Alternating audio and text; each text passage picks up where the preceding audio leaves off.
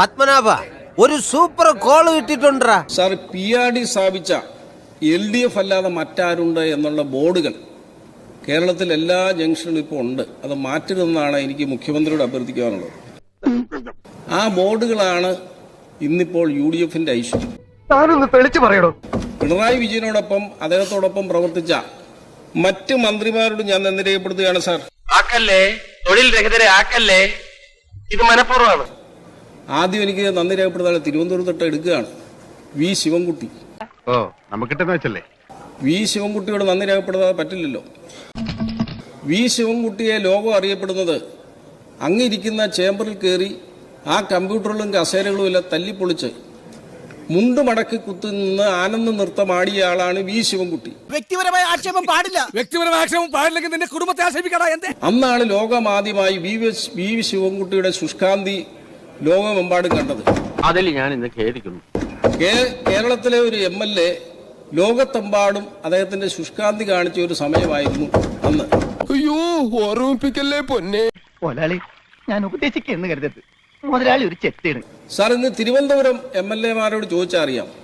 തിരുവനന്തപുരത്തുള്ള ആളുകൾ, അയൽവാസികളൊക്കെ വഴക്കുണ്ടാക്കിയാൽ അവർ പറയുന്നത് ഒരു വാക്കുണ്ട്: നീ എത്ര ചീത്തകൾ വേണേലും വിളിച്ചോ, പക്ഷേ ശിവൻകുട്ടി അണ്ണനെ പോലെ ശുഷ്കാന്തി കാണിക്കരുത്, എന്റെ ഭാര്യയും മക്കളും ഒക്കെ ഇവിടെ നിൽക്കുകയാണ് എന്നാണ് പറയുന്നത്.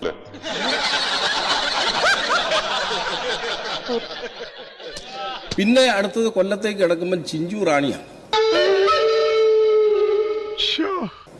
ചിഞ്ചു റാണി എന്ന് പറയുന്നയാൾ ക്ഷീരവികസന വകുപ്പ് മന്ത്രിയായിരുന്നു. കന്നുകാലികൾക്ക് പോലും നയാ പൈസയുടെ പ്രയോജനമുണ്ടായില്ല.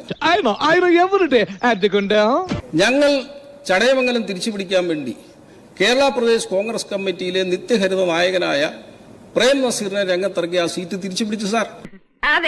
നന്നായി. കേരളത്തിലെ കന്നുകാലികളും ആടുമാടുകളും പോലും പ്രതിഷേധിച്ച ഒരു മന്ത്രിയായിരുന്നു. ചിഞ്ചു റാണിയെ വിജയിപ്പിക്കണമേ എന്ന് പറഞ്ഞുകൊണ്ട് തെരഞ്ഞെടുപ്പ് കാലത്ത് മൈക്ക് അനൗൺസ്മെന്റ് നടന്നപ്പോൾ കൂട്ടിക്കിടക്കുന്ന ആടുകൾ പോലും ചെയ്യരുതേ എന്നാണ് സാർ കരഞ്ഞുകൊണ്ടിരുന്നത്. ആ തേണ്ടി RDPയുടെ തൊലി ഇരിക്കുകയാണ് ഉത്തമ. സഹിക്കല്ലാതെ എന്ത് ചെയ്യാ? കാരണം ഈ പിണറായി വിജയൻ സർക്കാരിനെതിരെ മൃഗങ്ങൾ പോലും ഇത്രമാത്രം പ്രതികരിച്ച ഒരു തെരഞ്ഞെടുപ്പ് ഈ കഴിഞ്ഞ തെരഞ്ഞെടുപ്പാണ് സാർ. എന്താ ഉറക്കം വരുന്നു. അടുത്ത കാലത്ത് അല്ല, അവര് പറഞ്ഞോട്ടെ. എനിക്ക് പറയാനുള്ളത് മറുപടിയായിട്ട് പ്രതിപക്ഷ നേതാവുണ്ട്. നീ ഇതെനിക്കിട്ട് പണിഞ്ഞാണല്ലേ. അടുത്തതായിട്ട് ശ്രീ KB ഗണേഷ് കുമാർ. എനിക്ക് നീ മതിയായിട്ടില്ലല്ലേ സാർ? KB ഗണേഷ് കുമാറാണ്. അദ്ദേഹത്തോട് നന്ദി പറയാതിരിക്കാൻ പറ്റില്ല.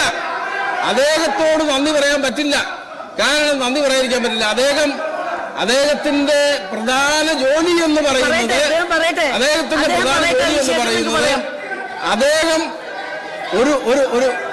അദ്ദേഹം മന്ത്രിപ്പണി എന്ന് പറയുന്നത് അദ്ദേഹത്തിന്റെ പാർട്ടിയും പണിയായിരുന്നു. അദ്ദേഹം കത്ത് തയ്യാറാക്കി കൊടുക്കുന്ന ഒരു വിദഗ്ധനായിരുന്നു. ഉമ്മൻചാണ്ടി സാറിനെതിരെ വ്യാജ കത്ത് റെഡിയാക്കി കൊടുത്ത ആളാണ് KB ഗണേഷ് കുമാർ. ഇനി ഇത് ആവർത്തിക്കരുത്. ആരും കണ്ടിട്ടില്ല. ദയവേദി ഇക്കാര്യം പുറത്ത് ആരോടും പറയരുത്. എനിക്കത് ക്ഷീണ. അതേ ഇപ്പോ തോൽവിയൊക്കെ ഏറ്റതിനു ശേഷം അദ്ദേഹം ഒരു ആത്മകഥ എഴുതുകയാണെന്നാണ് ഞാൻ അറിഞ്ഞത്. പണിയെടുത്ത് തിന്നണമെന്നൊക്കെ ആഗ്രഹമുണ്ട് സാറേ, പക്ഷെ പറഞ്ഞു പറ്റിച്ച് തിന്നാലേ വായിന്നിറങ്ങുള്ളൂ.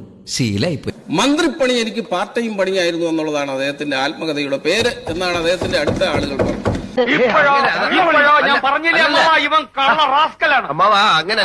അദ്ദേഹം ഇന്ദിരാ ഗ്യാരണ്ടി പ്രഖ്യാപിച്ചപ്പോ ആദ്യമേ അദ്ദേഹം എതിർത്തു. ഇന്ദിരാ ഗ്യാരണ്ടിയിൽ സ്ത്രീകൾക്ക് KSRTC ബസ്സിൽ സൗജന്യ യാത്ര. അദ്ദേഹം എന്തിനാ എതിർക്കുന്നത്? അന്ന് ഗതാഗത വകുപ്പ് മന്ത്രിയായിരുന്നു. അത് UDF സർക്കാർ വന്നു കഴിയുമ്പോൾ നടപ്പിലാക്കേണ്ട ഒരു പദ്ധതിയല്ലേ? അതിന് ഇദ്ദേഹം എന്തിനാ എതിർക്കുന്നത്? വേണ്ടി വന്നാൽ ഒരു കലാപം തന്നെ ഇവിടെ പൊട്ടി പുറപ്പെട്ടേക്കാം. സായുധ വിപ്ലവം ഞങ്ങൾക്ക് പുത്തിരിയല്ല. അദ്ദേഹത്തിന്റെ 5000-ലെ 4998 പേര് ആ ബസ്സിൽ കയറുമെന്നുള്ള പേടി കൊണ്ടാണ് അദ്ദേഹം അന്ന് എതിർത്തത് എന്ന് എനിക്ക് മനസ്സിലാക്കാൻ കഴിയുന്നുണ്ട് സാർ. അദ്ദേഹത്തോടും ഈ സർക്കാരിനെ അധികാരത്തിൽ കൊണ്ടുവന്ന് നന്ദി രേഖപ്പെടുത്തുകയാണ്. എന്താണ് തമാശയാക്കാണ്? അല്ല തമാശയാക്കാണ്. അങ്ങനെ ഞാൻ പോകുന്നു. ബൈ.